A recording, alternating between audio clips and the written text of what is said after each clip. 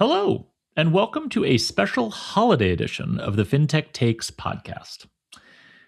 Being a full-time content creator is very difficult. You're always on, which for me means 3 newsletters and 1 podcast a week, while hopefully maintaining the level of quality and insightfulness that you've all come to expect. It's a lot of pressure. It's a lot of work.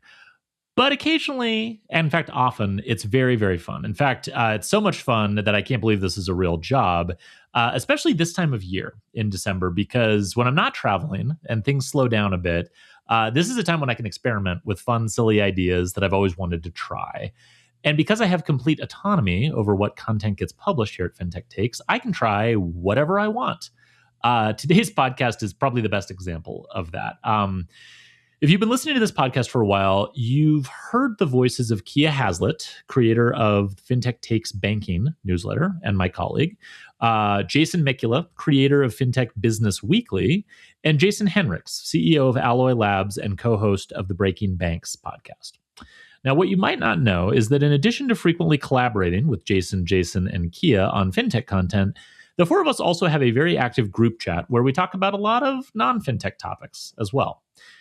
One of the most intense ongoing discussions that the 4 of us have had over the last couple of years is whether Die Hard, the 1988 film starring Bruce Willis and Alan Rickman, is in fact a Christmas movie.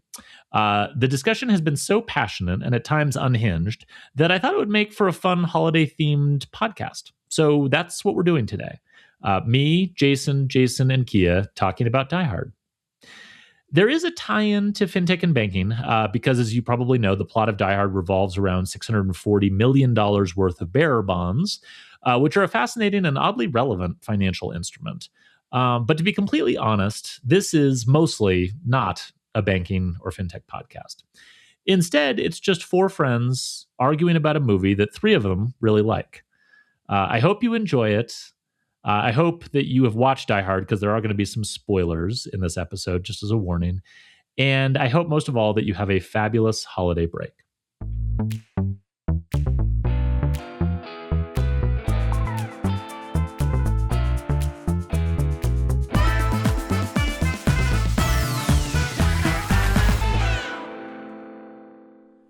All right. Now I have a machine gun. Ho, ho, ho. This is the Die Hard podcast, mostly because here at Fintech Takes, we like to have fun at the end of the year to wind things down. This technically is a banking and fintech movie, as we're going to talk about, but mostly it's an excuse to have 3 of my favorite people on to just have fun for an hour. Jason, and Kiah, thank you all so much for joining me. Kiah, how long have we been having this Die Hard argument? Annually. Like, I feel like this is how I know it is the holiday season, because Kiah and I start fighting about, is Die Hard a Christmas movie?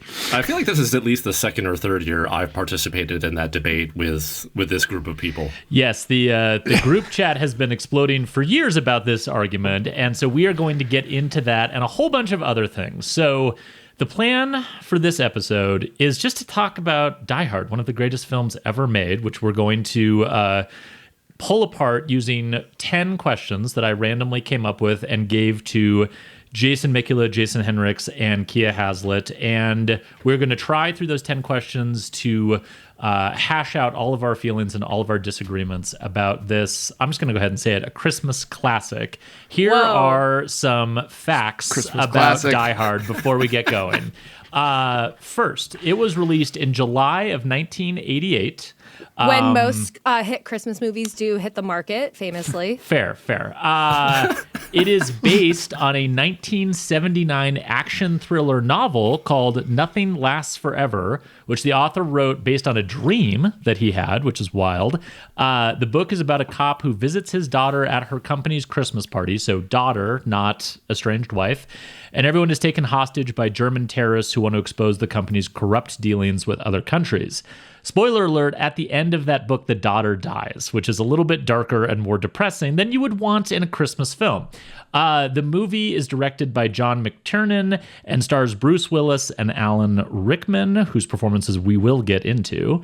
It earned about $140 million worldwide at the box office, which made it the 7th biggest film of 1988, behind such classics as Crocodile Dundee 2, in which he goes to New York City. So 1988, interesting movie year. It received mixed reviews at the time, which I know Kiah is going to bring more in on in a second, but is now, I just want to say, considered one of the greatest action films of all time. It was deemed culturally, historically, or aesthetically significant by the United States Library of Congress, and Die Hard was in fact selected for preservation in the National Film Registry in 2017.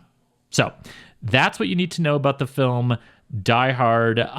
One of the reasons that I wanted to do this podcast is because, as you guys just illustrated in our very lively group chat, one of the things I've noticed is I think we all have a slightly different relationship to movies, to Christmas movies, to the role that film plays in our lives. I will say for myself, movies were something we watched a lot in my house growing up. My parents, before they could afford to buy VHS tapes, would buy the blank VHS tapes and record movies shown on cable. So a lot of my initial introduction to movies came on the cable versions of different movies. Die Hard was one of those, which was actually probably good for me as a kid because I got to be spared quite a bit of profanity, which we may also end up quoting in this podcast, especially as Mikula continues to drink his mulled wine.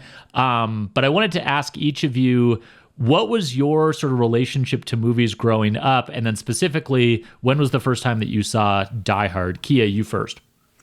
I don't think I watched a lot of movies or TV growing up. I don't know if I've ever given that impression that I'm not particularly cultured. I think I've given you a hard time about this on the podcast before. Yeah, I haven't seen a lot of stuff. Yeah. I was also kind of a scaredy kid growing up, so I could get scared really easily. My dad definitely wasn't sitting my sister and I down so we could watch Die Hard. So I saw it, I think, for the first time in 2019.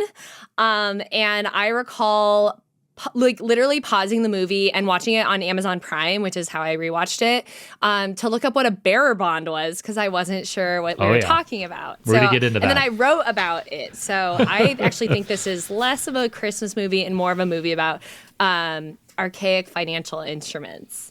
Okay. All right. We'll set that aside for a moment. Henrichs, how about you?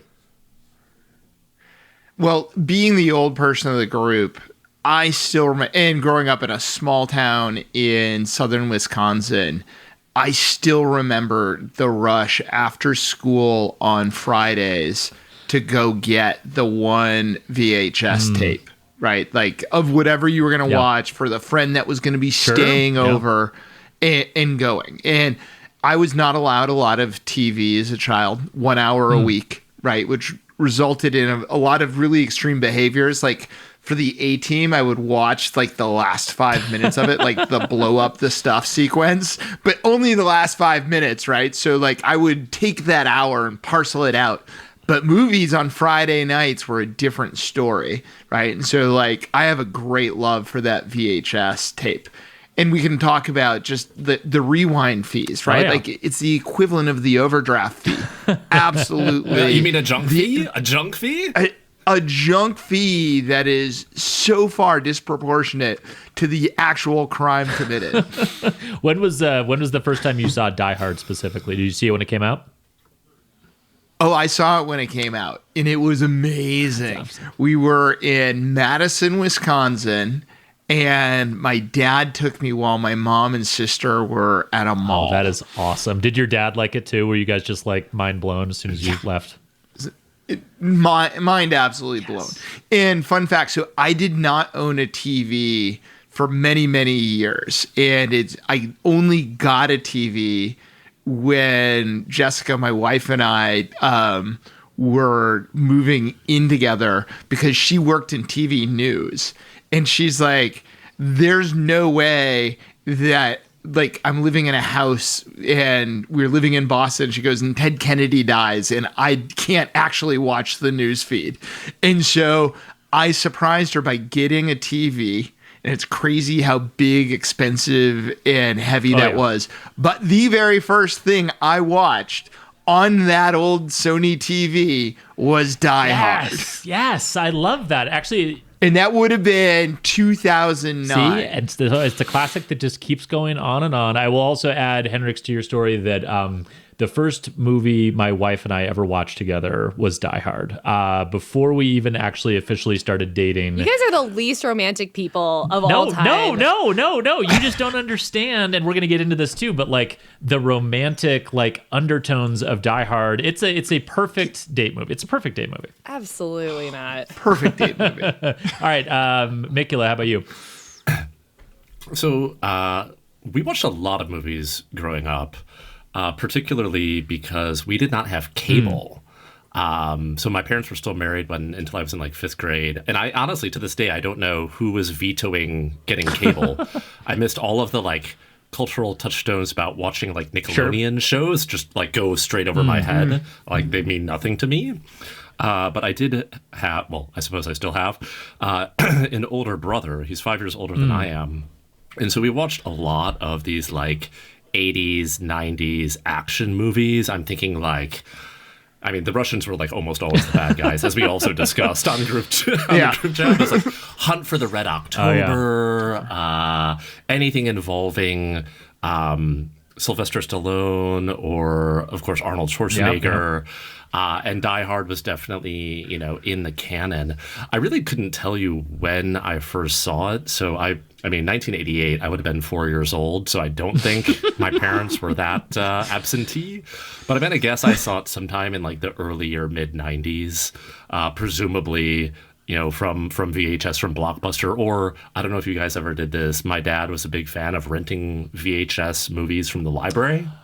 So it'd be, you go and I don't know if he actually went to the trouble to put them on reserve, but that was a lot of like classic James Bond movies via the Cook Memorial Library in Libertyville. So I've probably seen Die Hard, I kid you not, like easily more than 30 or 40 times. I've seen it far too many times. Yeah, that's probably about right for me too. I've seen it. When I was rewatching it, I found myself being able to like skip ahead mentally and like anticipate like when good quotes and stuff were going to come. Kiah, you're shaking your head. Before we get to the 10 questions, I will give you the floor temporarily to take us back, because you did a lot of research for this podcast, taking it I did as seriously or more seriously than like our thing. normal podcast. But you looked up the review in the New York Times from 1988. And I already said that it received, let's call it mixed critical reviews at the time before people realized what a genius film it was. Kiah, do you want to quote from that review? Yeah. So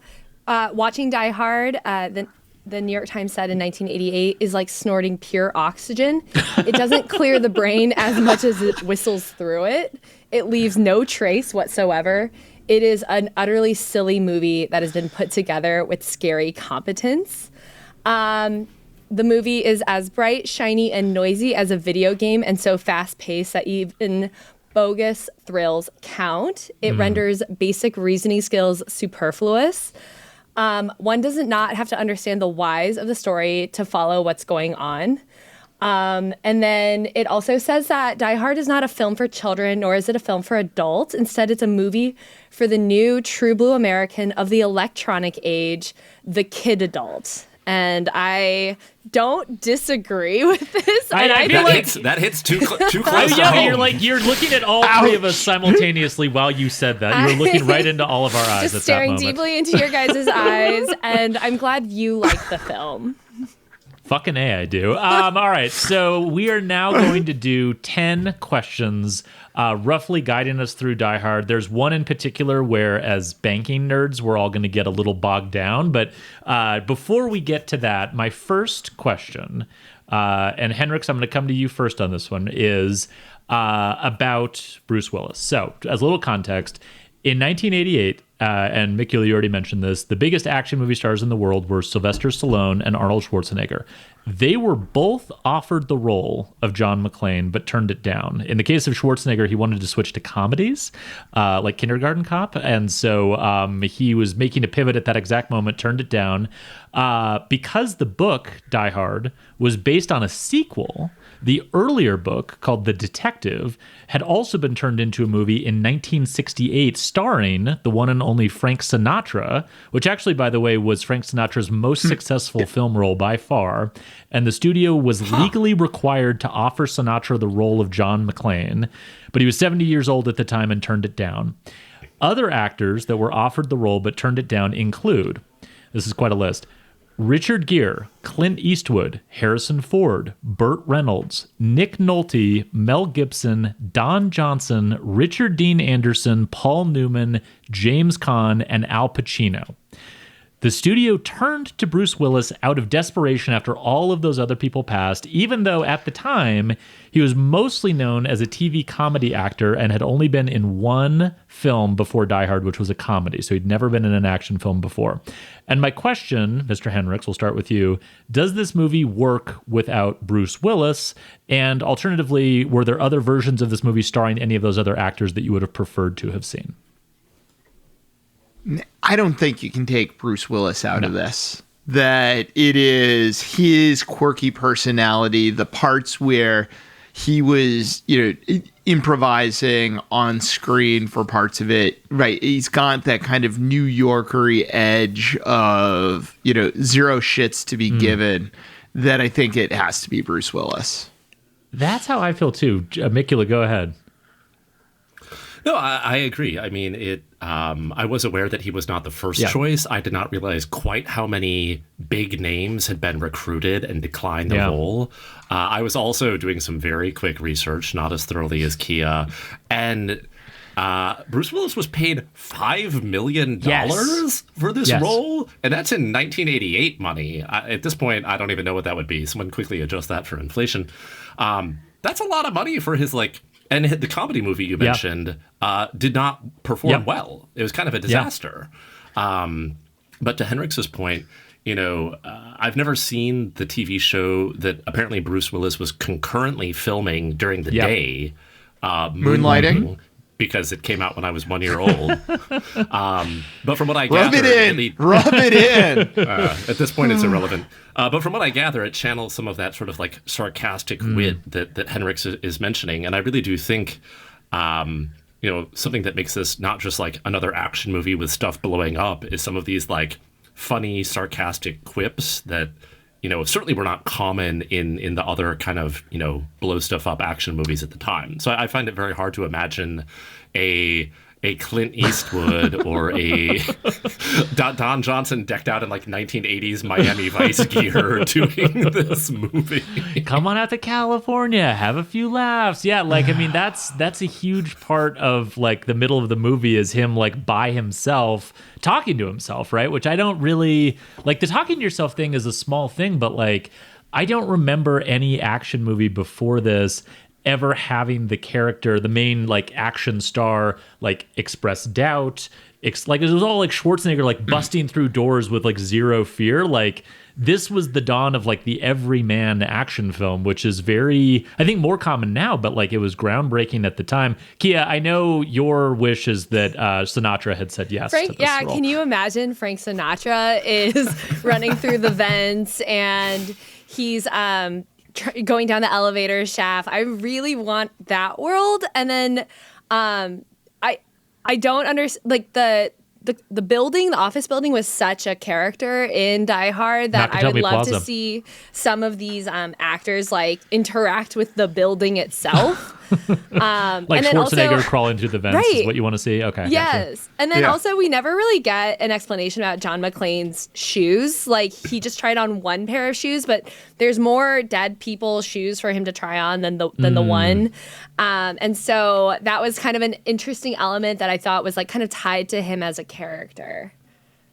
Yeah, well, again, it's kind of the vulnerability thing, right? Is he tries on the one pair of shoes right at the beginning and then just kind of decides fuck it, I'm just going to do no shoes the whole time, which then comes back towards the end to get him when the bad guys shoot all the glass that he has to walk over. I mean, I was looking at. But did you give the spoiler? Did you give spoiler the spoiler alert? I'm sorry. Like I should have said. I'm pretty sure at this point, Mikula, like everyone's At the very allowed to beginning. be If you like, yeah. You haven't seen it, you're not The going to see statute of it. limitations, and our audio producer has not seen this. So, like, Al, if you're still there, we may bring you back in to ask you some Die Hard questions after the end of this podcast. But, like, for the most part, I feel like you've either seen Die Hard or you're okay with us spoiling it.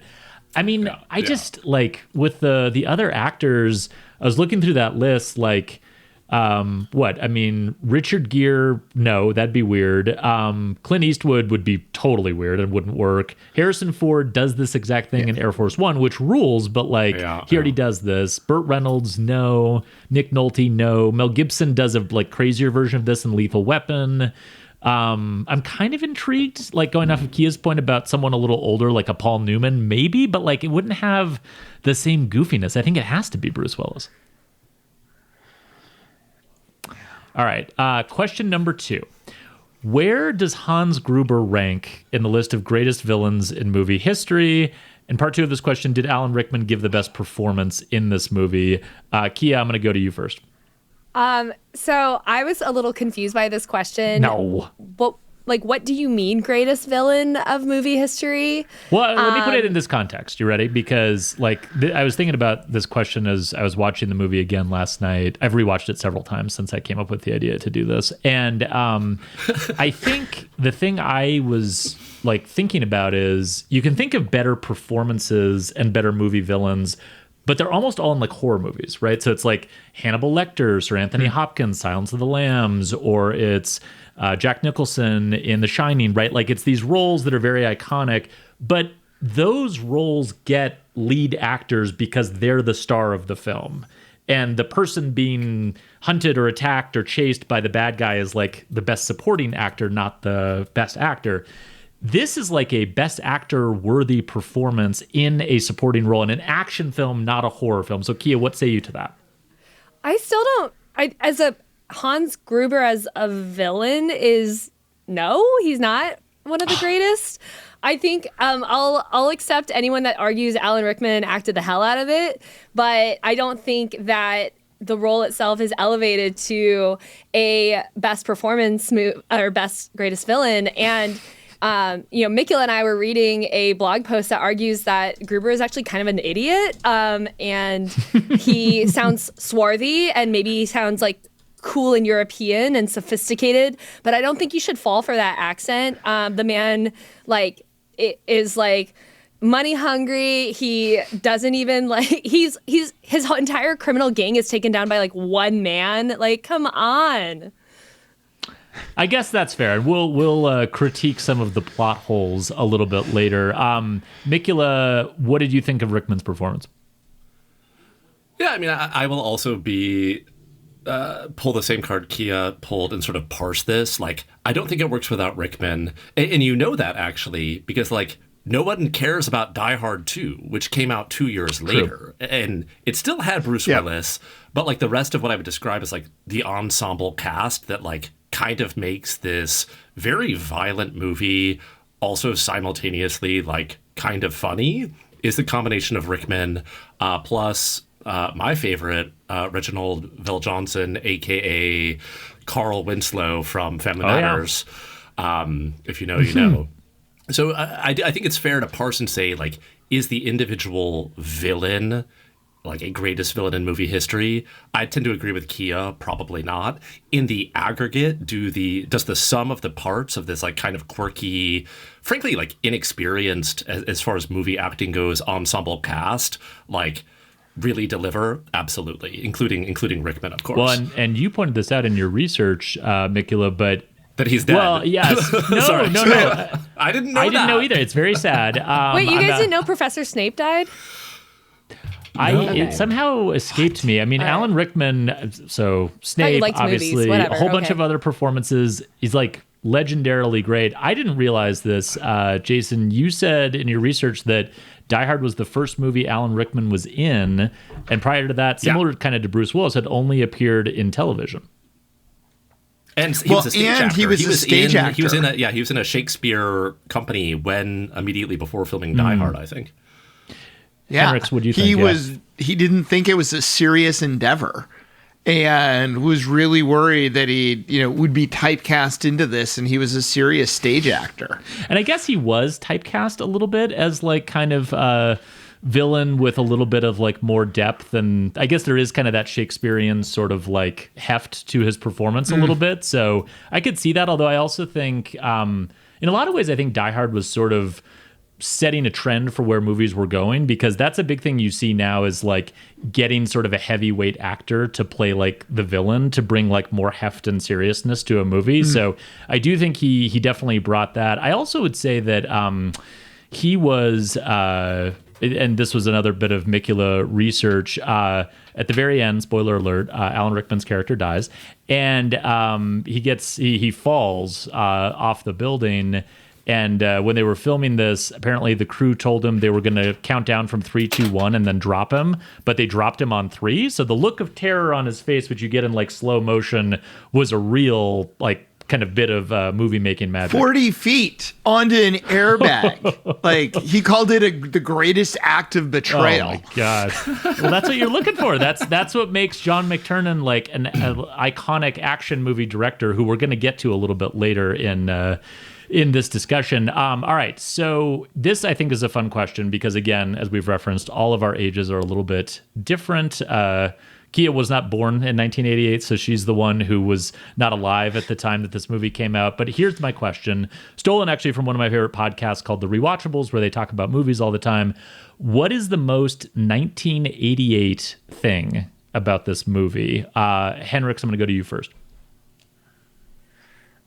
Oh, man. It has got to be the cassette going into the limo with, like, the soundtrack.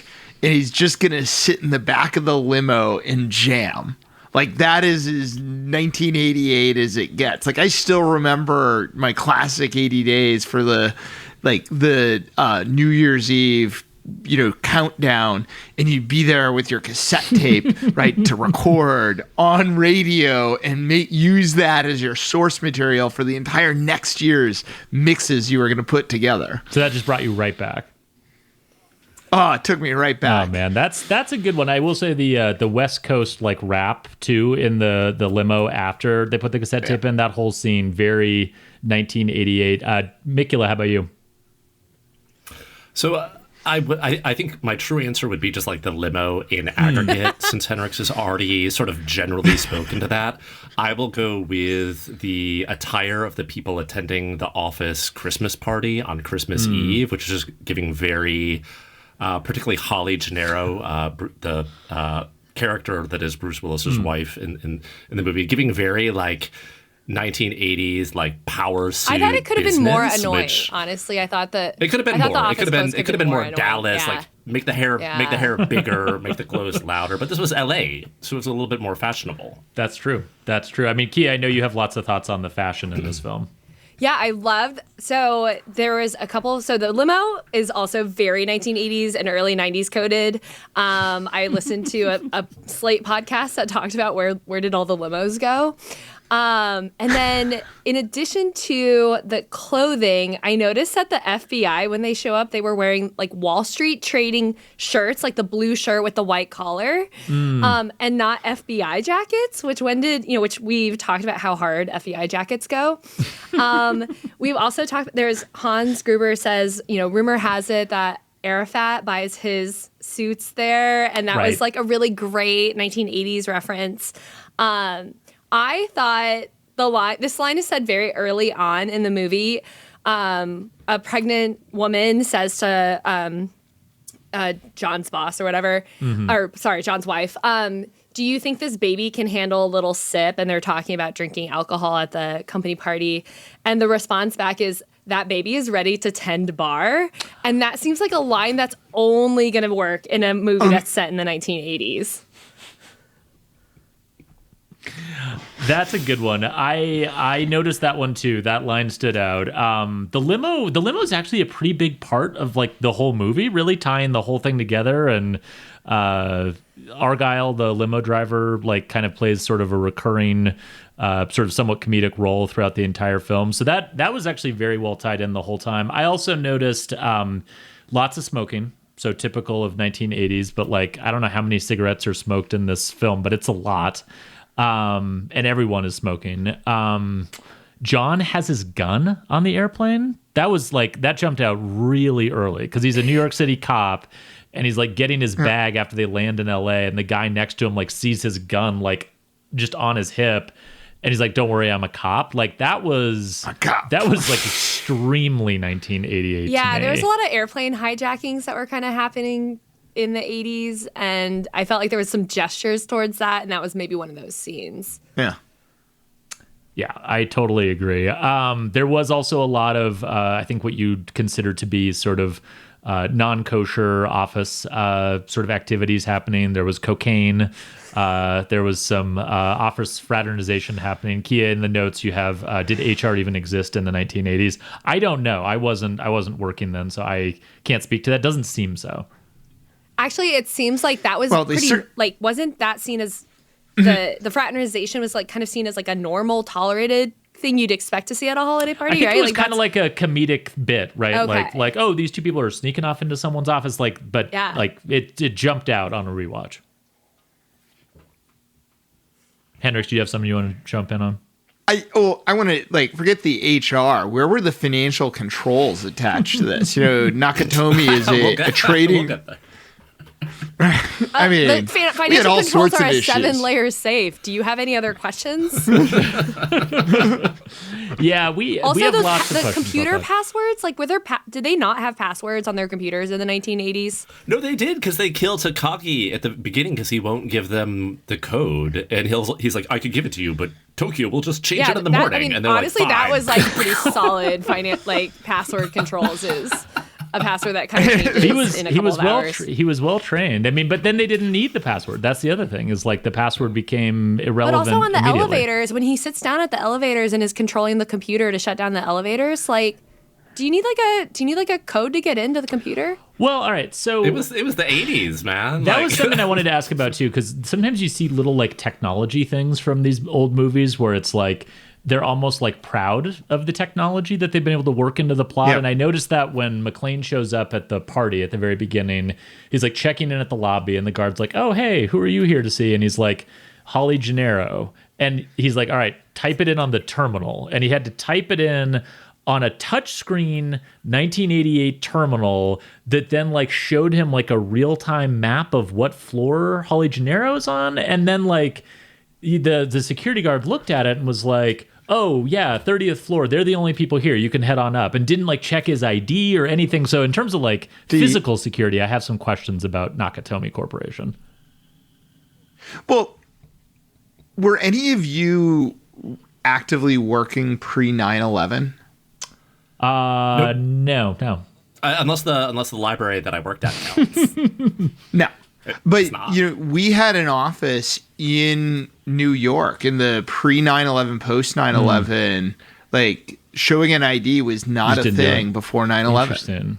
Just didn't do it. Well, it's fascinating though, because I mean that makes sense. But then like, is it that McClane shows up still somewhat during business hours, but then because like when the bad guys show up, they like shoot the guard right away and like don't take any chances or mess around at all. It was unclear to me like when security was supposed to like tighten up and like how all of that worked, because McClane just like walked right in. He could have been a terrorist and like he just walked right in. Don't give Kiah any other plot holes. I know. We're not even like really to the part where we're supposed to be picking holes. All right. Here's my next question. Question 4. This question is, I think, tentatively titled, "Was this person good at their job?" And I have 2 people I want to ask about. The first is Richard Thornburg, who is the sleazy TV reporter played by William Atherton. And my second, "Was this person good at his job?" is Harry Ellis, who is the overconfident, cocaine-taking, sleazy Nakatomi executive. So, Kiah, I'm going to go to you on the reporter, since you're the only one who went to school for journalism. Was Richard Thornburg good at his job?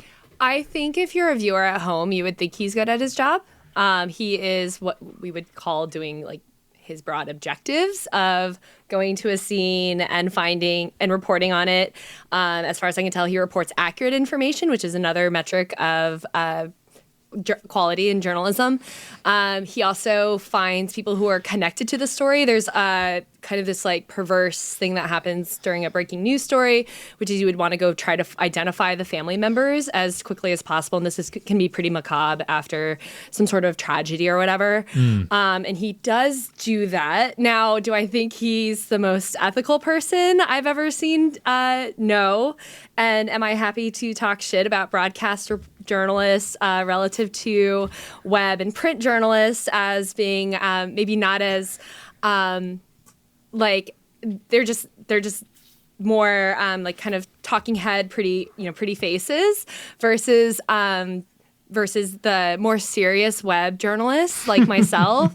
Yes, I'm happy to do that. And so I will say that I didn't realize he had kind of like broke into the family's house, but when he threatens to call INS, he kind of forces his way in there, which is, and there's no parents there to supervise that. So that was bad. That was bad that he did that and unethical. As a parent, I wasn't in love with that part. But I think he's fine. Okay. No, that's he's fair. not the villain. He's not the villain of the movie. He's not the villain. He does. He makes an appearance in Die Hard 2. He so does. He must have been good That's enough. right. Yeah, no, he does. So I mean, and like William Mathers is actually pretty like well-known 80s and 90s actor, and so I think he was. When I was watching the beginning when they were doing like the starring Bruce Willis, starring so and so, he was like the third or fourth name mentioned. So like, I think in some ways the makers of the movie thought he was like a maybe more important character than he actually is in the plot. He's in it quite a bit. Mikula Ellis, the Nakatomi executive, good at his job, bad at his job. So if I had to be charitable, I would say we don't really have enough data to answer that question because it's not even really clear what his job is, right? I mean, the most information I can summon immediately to my brain about that is him like bullying Holly into showing this, I think it was a Rolex or some like deal watch she got at the conclusion of some fancy deal Nakatomi was doing, which frankly to me sounds more like investment banking or merchant banking, yet it's Nakatomi trading. But again, we can get to those problems later. I would bet based on his very like classic Wall Street banker vibes, arrogance, cocaine, flashy watches. I'm going to go ahead and guess he's not good at his job. And he's been trading on his privilege to skate by. And he does not make it to the second movie. So no. Take from that what you will. He kind of decides to take matters into his own hands about halfway through the movie, and in a very memorable scene. I guess the nice thing you could say about that character is, and I noticed this on my last rewatch, he did kind of try to keep Holly out of it, right? Because he pretends like he's the one who knows John and like they're friends, and that's why John's at the party, and he doesn't like reveal that John is married to Holly. He could have sold Holly out really fast. He totally could have. And I guess he was like really confident that wasn't going to be necessary. Yeah, I don't think he's smart enough to sell Holly out. I will say, like, I think he just doesn't understand she's like collateral here. Yeah. Well, and he has some like quotes when he's talking to Hans Gruber that are like, like talking about it like it's a deal. Like, hey, you're in business. I'm in business. This is just, you got a hostile negotiator running around. You need to neutralize that. Like he tries to sort of make friends with them. It's a funny scene, but yeah, I would have to say just based on that, probably not great at his job. Henrichs, you have the final ruling on both Richard Thornburg and Harry Ellis, good or bad at their jobs? I mean, anytime when Ellis pulls out John Baby, anytime you're using baby in a professional setting, it makes me question. But, the 80s were different times, for business. Cocaine was a huge part of like the work, that you're doing on Wall Street, right? Well, it sadly knew quite a bit around that, and the stories of traders in the pit trading days in Chicago and New York, right, where before trading was all behind terminals, the stories you would hear, right, about just the rampant drug usage, and having worked with some of them, because at Rock Maple, all of our LPs were hedge funds. Oh, sure, right, yeah. so we had a lot of these old school trader types, that had been part of it. Quick book they just recommendation. Call that Adderall now, by the way. Yeah, there you go. Right now, it just has a prescription rather than getting it on, a certain corner. All right, question 5, and Kiah, I'm solely going to direct this one to you because I think you read way more romance books than anyone else on this podcast. We also specialize at times when we do podcasts together on unanswerable questions, and so my unanswerable question for you is: after this movie is over, do you think that John and Holly like fully reconcile and get back together? Does it last after this very dramatic reunion? Oh, interesting. I 100% think that he was in the wrong. He owes her a big apology. It's unacceptable that he tells his cop buddy about the things he should be telling his wife about why they were separated. He shows up at her work, as far as I can tell, not fully invited, not uninvited, immediately picks a fight, uncool. So I think he's got a lot of work to do personally before he's really ready to reconcile with his wife and avoid these issues in the future. And I'll also just say, like, props to her for probably making more money in the relationship. And I understand that that's probably a source of insecurity for him as well. I think all of those things are true. I think the fact that he brought a stuffed bear has to give him some credit. Oh, that's crap. He brought a stuffed bear. Like, for a New York City cop to take a stuffed bear like through the airport and like to the office, what that's is this, embarrassing. The Notebook and then like the state, like the fair scene? Well, he was doing his best. Maybe if those were for his daughters, I could understand a large stuffed animal, but not for your grown-up wife. Yeah, that's. I assume it was for the Note kids. to self: the kids go do some more Christmas shopping for Jess. Return the bear. Yeah, apparently also, that's he getting got shot really down. weird about her last name. I noticed that. He's not giving like I'm a supportive partner energy, and I think she's going to have to do a lot of work to validate his and make him feel secure in the relationship. And I don't know if she has the bandwidth always for that. She needs a partner, not a third child.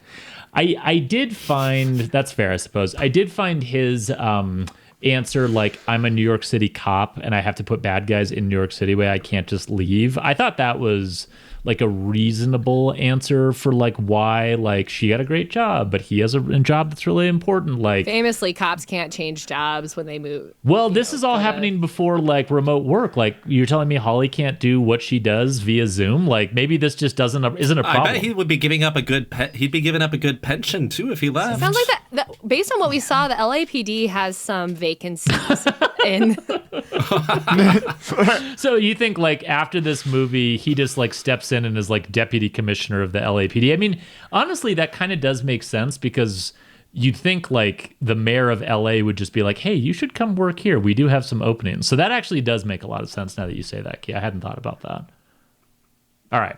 Oh, I don't know. You kind of blew up a building and shot a bunch of people. He has his own style. His own style. Geronimo, motherfucker. All right, we didn't talk about people who are good at their jobs, and most of the cops in this movie are bad at their jobs. Terrible like really at their jobs. Actively bad at their jobs. Well, that's why I didn't. Starting with the 911 call. Yeah, I agree. The 911 call, very bad. I thought that about, like, the FBI agents are famously bad at their job in this movie. Like, they're, like, the top of, like, bad at your job. That's why I didn't even ask about them. It's like, the answer is clearly yes. They're terrible at their jobs. Okay. All right. Let's get to the question that sent Kiah and Mikula and maybe Henrichs down many rabbit holes. The MacGuffin of the entire movie, the thing that the entire plot sort of revolves around if you strip it all the way back. What are bearer bonds, Kiah? Okay, so this is a question, again, the question that I had to stop watching the movie the first time I saw it to research because it just didn't make any sense. And that's because they kind of don't really exist anymore. Bearer bonds are, they're a bond is a debt instrument. And these are unusual because they're not registered. Today, stocks and bonds are all registered. So it's clear who is the owner of the debt instrument. And back in the 80s and before, bearer bonds would be unregistered. And so the word bearer refers to the person who bears the instrument or holds the instrument. And in my research, I went down a rabbit hole of like, how do you store, keep, and redeem these instruments?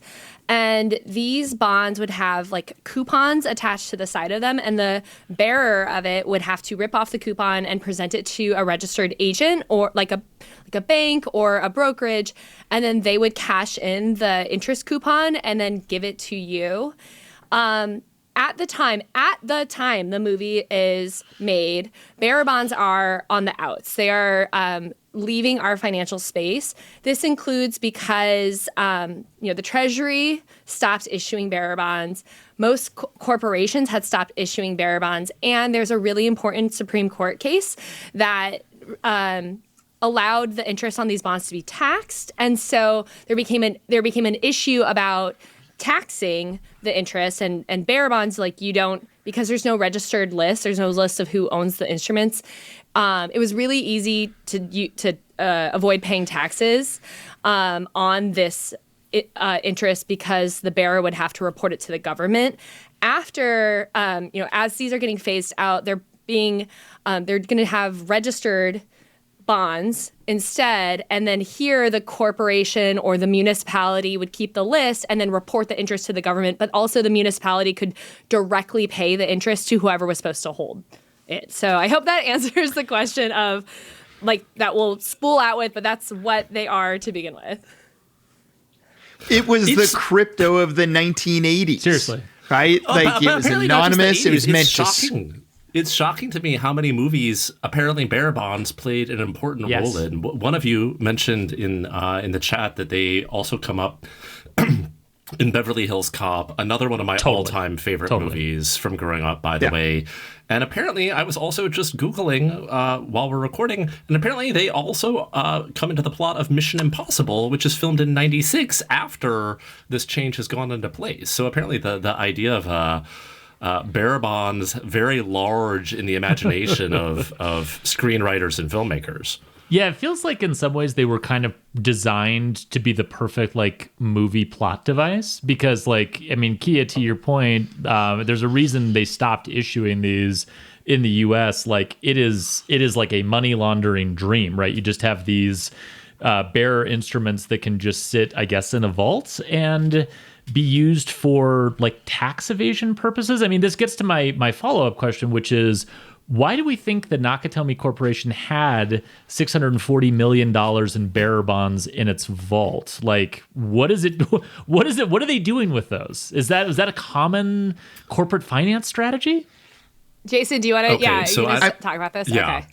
Okay. So there was a rather lengthy recent blog post, which, complete side tangent, was written by the son of Richard Dreyfuss. Oh, Kiah, yeah. I don't know if you realized that or went down that rabbit hole. I definitely wasted half a morning reading about Richard Dreyfuss's son and how he's estranged from his family, but that is neither here nor there.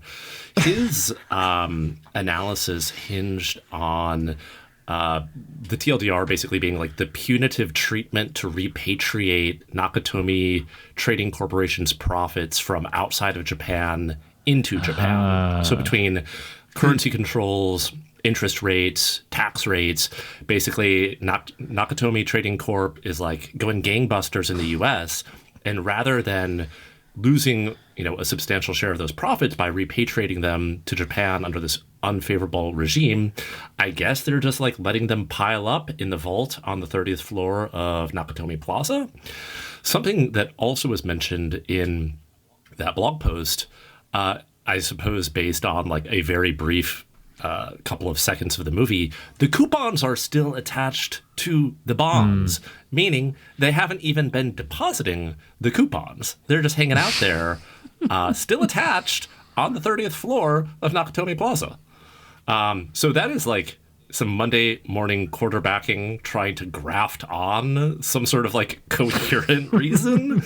I'm not sure that the people making this movie, were considering the Japanese tax rates, interest rates, cost of repatriating foreign profits when they were drafting the plot. I really hope that they were. I mean, Mikula, you brought this up when we were putting the notes together for this. Like, at the end, Hans Gruber's like, I'm going to be sitting on a beach earning 20%. Like, they didn't pay 20%, did they?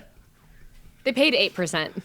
It's on the certificate. Yeah. Is it really? Okay. Yeah. All right. So they pay 8%, but okay, I was not clear on like how Hans Gruber knew about these being in the vault, like what he's planning. Like I get why it can be a lot of money that you don't have to like have all in cash and like anyone can have it. Like that part kind of makes sense to me as a movie plot device, but yeah, like how he knew about them and what he was planning to do with them, I was not clear on that either.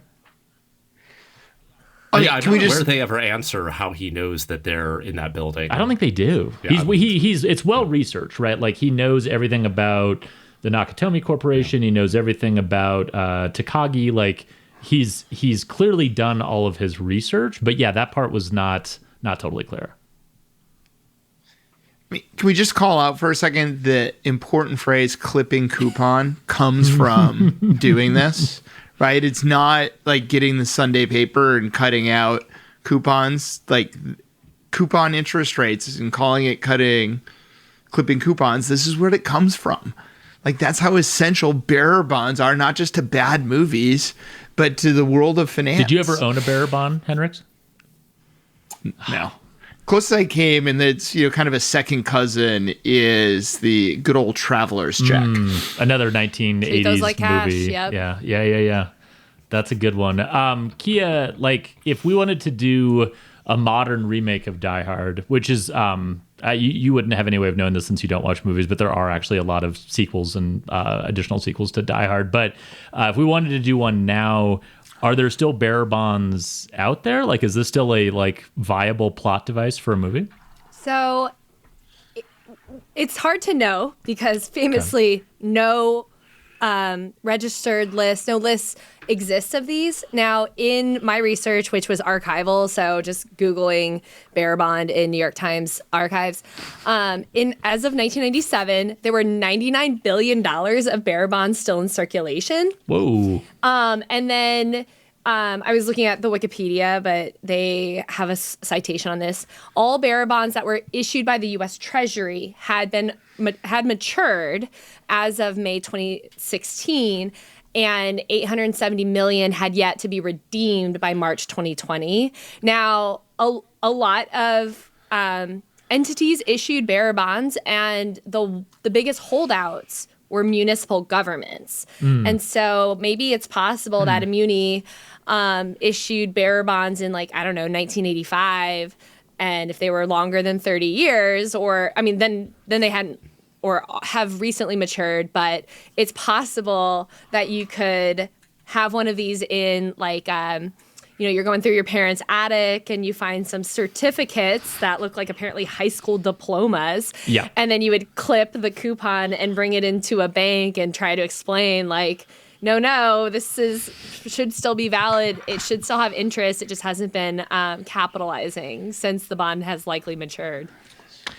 Well, it feels like one of the challenges, I think, now with bearer bonds, and there's actually a really interesting part of the Treasury Department's website. They have an informational overview of different types of bonds and sort of different schemes that have been run on them over the years. But apparently a fairly common thing, and this was more 10 to 20 years ago, was to sort of pretend like you had discovered a secret cache of bearer bonds, but you were actually forging them. So it's I guess the theory is you do your own sort of historical research to figure out where plausibly the U.S. Treasury might have sent bearer bonds 100 years ago, and then you sort of mock up what they look like. So counterfeiting in this space is still, I think, somewhat attempted, but it feels like Treasury has sort of gotten their arms around how to sort of call people's bluffs on that. I wonder if you actually found real ones, if Treasury would just tell you to fuck off because they just don't believe that you have them.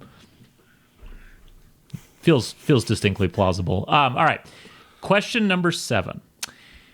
John McTiernan agreed to direct this film based on the condition that it would have, quote, some joy and not simply contain mean and nasty acts as seen in other terrorist films. 2-part question for each of you. Do you think he succeeded in that? And if so, what is your favorite joyful part of the movie? Mr. Henrichs, you go first. I mean, the reunion at the end, joyful. When you've got this story of redemption, first with McClane and his wife, and then when Hans, seemingly rises from the dead, and, you see the redemption, the whole thing is just feel good. At the end of the day, Die Hard is a feel good movie. He's teeing up a later argument. Kiah, don't let yourself be triggered by that yet. Kiah, how about you? Did this movie succeed in trying to find some joy, and what was the most joyful part of the movie? Yeah, I definitely agree with the New York Times' contemporaneous review that it is a silly movie. And so the giant teddy bear, I think, is played for humor. I thought it was pretty funny that the police car gets stuck on the steps and then is blown up. The big ATV one that's supposed to be all terrain and can't make it up the stairs. Yeah, can't make it up the stairs. I was about to argue in the outline that given that this movie was released in July, every mention of Christmas is probably played for laughs and not actually for serious, thoughtful reflection about the holiday season. Henrichs, did people laugh in the theater when they brought up the Christmas stuff, or were they like, yeah, no, that makes sense because it's a Christmas Did movie? anyone even clock it as significant to the plot? I don't know. I wasn't that old. I was old enough to be at the movie, but I was excited about, stuff getting blown up. That's fair. As a 14-year-old there. 14-year-old so boy. I was just pretty excited to be there. That makes sense. Mikula, how about you? Joyful, and what was your favorite joyful part? So, I mean, this is less joy, but more of the kind of like little bits of humor that we're referring to. Like when the helicopter full of FBI guys blows up, and the two like in charge FBI guys go like, "We're gonna need some more FBI guys, I guess," which is kind of morbid when you stop and think about that. Or even at the beginning of the movie when the character played by Reginald Vell Johnson like comes, takes a look around the lobby, he's like, screw this, like I'm going home, and he starts driving away. And then Bruce Willis like throws a corpse onto his car, starts shooting at him, and he's like, "Welcome to the party, pal." Like that would just feel out of place in like a purely serious action movie. And I don't know. That just screams Christmas. It absolutely does. I mean, the other, speaking of the FBI agents, I will say, like, even though they're terrible at their job and immediately come in and just screw everything up immediately, I did enjoy them as like just sort of like bringing a different energy to the film for a couple of minutes when they're like in the helicopter and they're like, just like in Saigon. It's like, I was in junior high, dickhead. Like everything about that was just like magnificent and unnecessary if you're just trying to make like a serious dark terrorism movie. So I agree with that take. I think that's right. Kiah, this next question is just for you.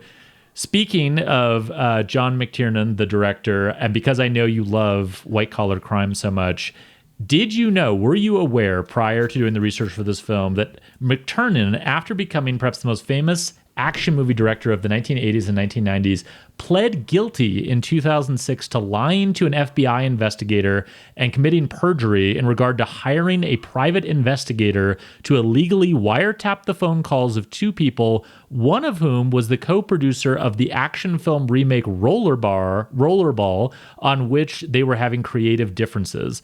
Kiah, he served 1 year for prison/house arrest, 3 years probation, was fined $100,000, and his case almost made it to the Supreme Court. Did you know this, A? And B, is that a crime?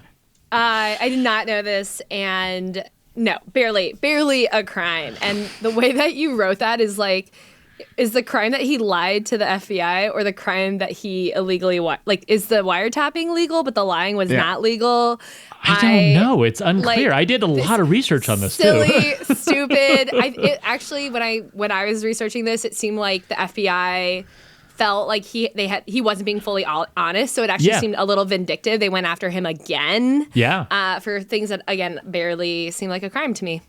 I will say, who was harmed by this? Come on, who's harmed? I mean, okay, so let's just say that A, and this is an argument we have a lot in the group chat, like lying is bad, Kiah, but two, I will also say, like, truly insane behavior to have creative differences with like a producer on a movie you're working on and deciding to wiretap that individual. I don't. That's not a normal response. It's not normal behavior. It is not normal behavior. It's so funny because I had heard of John McTiernan because he directed great movies, Predator, I believe The Hunt for Red October. So like Jason, going back to your like action movies that were I've formative. probably seen all of his movies. I think you have. But he actually ended up declaring bankruptcy after all of this eventually kind of broke not in his favor. Wild stats just flying off this movie in every direction. All right, 2 last questions. Question 9, real quick from everyone. What is your favorite quote from what I would consider to be one of the more quotable movies of the 1980s? Mikula, you go first.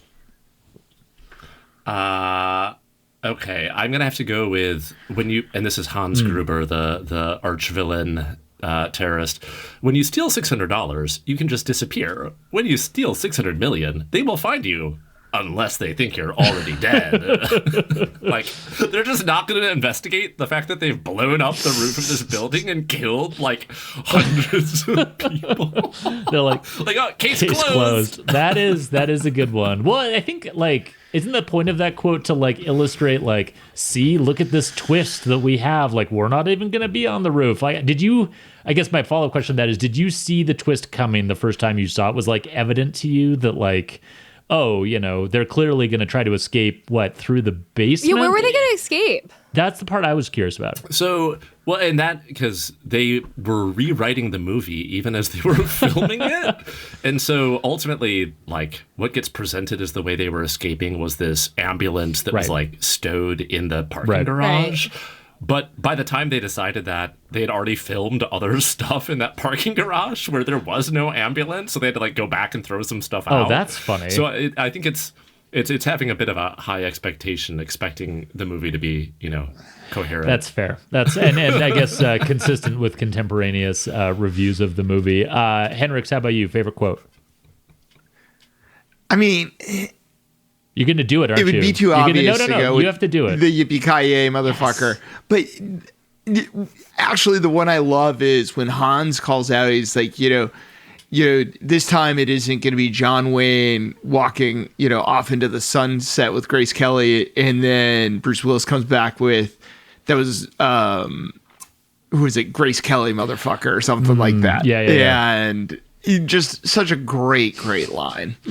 Or Gary Cooper. He's like, that was Gary Cooper, asshole. Right. I forgot about that part. Yeah, no, they pretty much all the interactions between Gruber and McClane are pretty epic. Kiah, how about you? Favorite quote?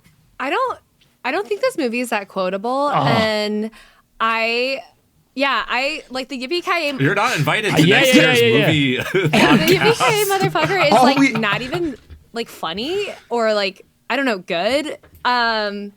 It is to 11-year-old boys. Hell yeah. I was just about to say we've just proven Kiah is not a teenage boy. Wait, okay. I want you to know, if you see Die Hard late in life, Al, our producer, when you see Die Hard and then someone's like, oh yeah, yippee-ki-yay motherfucker, you're gonna be like, bro, you sound lame. No. Al's gonna be like, hell yeah. You're like, what's this cowboy shit you're talking about? Oh, you're quoting Die Hard? Is this a big significant piece of dialogue in Die Hard?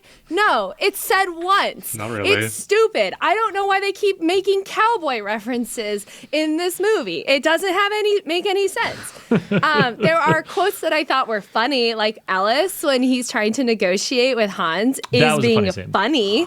That's good, solid 80s corporate takeover shit, like Poison Pill, White Knight. That's funny, but that's not quotable, and none of this movie is, in fact, quotable. Oh, bad take. All right, I will, for my quote, do a tie for 2 different Hans Gruber quotes. One is when he's talking to Takagi, and when Alexander saw the breadth of his domain, he wept, for there were no more worlds to conquer, and then he pauses, kind of smirks, and says, benefits of a classical education. Love that. And second, right after that scene, I could talk about industrialization and men's fashion all day, but I'm afraid work must intrude. So I would say Hans Gruber wins for just sheer quality of great quotes.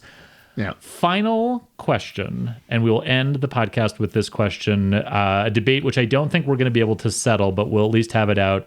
We've referenced it several times. Is Die Hard a Christmas movie? I'm going to go to Henrichs first on this one. Listen, Merriam-Webster defines it as a Christmas movie, so Kiah can come up with what she wants. What, you like look at the definition of a print Christmas movie and it's Die Hard's in there? Uh-huh. Die Hard is that in true? it. There you go. Boom. I'm checking right now. That's pretty compelling. That's a pretty authoritative source, I will say. That's amazing. I love that. Mikula, what do you say? Okay, I will add, and then Kiah can attempt futilously to try to rebut us. I think we don't. The definition of a Christmas movie depends on context, and that context can shift based on point of time. So when this movie came out in July 1988, I am willing to accept that it would not have been contemporaneously considered a Christmas movie. However, the cultural zeitgeist has empirically shifted. If you have holiday screenings, if you have parties around Christmas time to watch Die Hard, it definitionally has become a holiday movie. I don't think we need to exclude other religions. Thank you. Nice. I yield my time. He yields his extra time. All right. I don't really have much more to add to that. I will only say in closing on the pro-Christmas side argument that this is not merely like a setting for the film. This is woven into the story of the film. There's all kinds of elements. There's all kinds of lines in the movie that explicitly reference Christmas. If it was just meant to be an excuse for everyone to have a holiday party at Nakatomi Plaza, I would be willing to accept it. But Christmas is woven throughout this entire film. It is, I think, to Jason's point, post facto, after a little bit of time has passed, clearly a Christmas movie and belongs in the Christmas movie canon. Kiah, now you get to rebut all of this. Do your best. It's not a Christmas movie. Good argument, Kiah. Good argument.